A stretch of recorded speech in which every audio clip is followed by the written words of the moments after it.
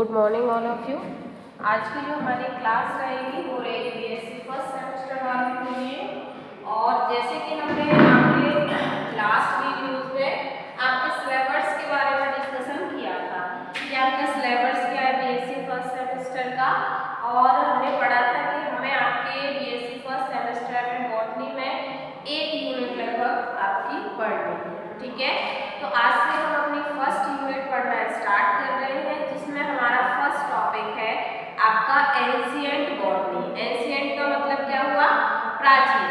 और ancient botany मतलब प्राचीन जो वनस्पति विज्ञान था या प्राचीन काल में जो वनस्पति विज्ञान था उसको हम किस प्रकार से समझते थे, किस तरह से उसका नाम था और किन किन वैज्ञानिकों ने या हमारे ऋषि मुनियों ने उस पर खोज की। ठीक है, तो आज का हमारा टॉपिक ये रहेगा।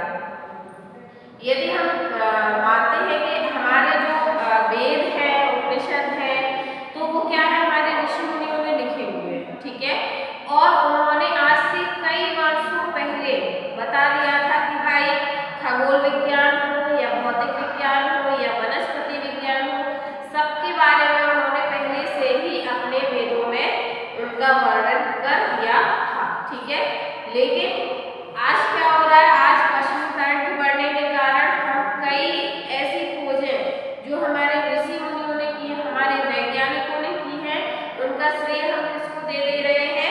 जो पश्चिमी करंट के वैज्ञानिक हैं उनको दे रहे हैं, जबकि उन्होंने वो कहाँ से अचीव किया है? उन्होंने हमारे वेदों को पढ़ा,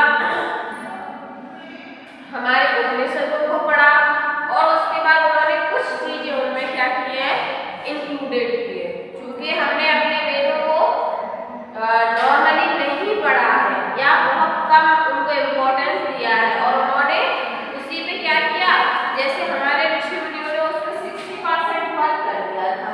ठीक है, अब जो पश्चिमी करंट के वैज्ञानिक थे उन्होंने उसको 40% और इंक्लूड कर दिया, लेकिन श्रेय किसको चला गया? पश्चिमी करंट के वैज्ञानिकों को। क्योंकि उन्होंने उसमें 100% बना दिया उसको, जबकि 60% तो हमारे यहाँ पहले ही वैज्ञानिक थे उन्होंने उसमें दे दिया था। लेकिन हमारे या ज्ञान के अभाव के कारण या कहे लापरवाही के कारण क्या हो रहा है कि हमारी जो कई खोजें जो हमारे वैज्ञानिक, पुराने वैज्ञानिक या पुराने ऋषि मुनि कहे वो कर चुके थे, उनका श्रेय हम किसको देते जा रहे हैं? पश्चिमी करंट वैज्ञानिकों को देते जा रहे हैं। ऐसे ही हमारे एक ऋषि थे, ऋषि पारशर। ठीक है, उन्होंने वनस्पति विज्ञान के क्षेत्र में कई खोजें की तथा उन्होंने एक, यदि माने वनस्पति विज्ञान में कई जैसे प्लांट्स है, प्लांट्स को कई शाखाओं में भी विभाजित किया कि कितने प्रकार के प्लांट्स होते हैं, और अलग अलग तरह के उन्होंने जो है वो बताया उन्होंने। जैसे कि फर्स्ट उन्होंने ऐसे प्लांट्स बताए औषधि। ठीक है, ऐसे प्लांट्स जो हमें औषधि देते हैं, तो उनको उन्होंने क्या किया है, एक तरह से आपका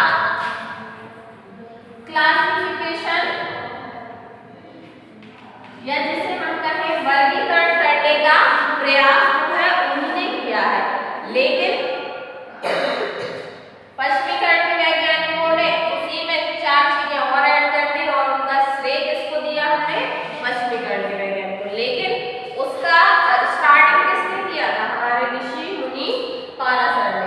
तो उन्होंने सबसे पहले ऐसे प्लांट्स को लिया जो औषधि देते थे, दूसरे तरह के प्लांट्स को लिया जो क्या थी, आपकी वनस्पति थी, तीसरे उन्होंने लिए वृक्ष।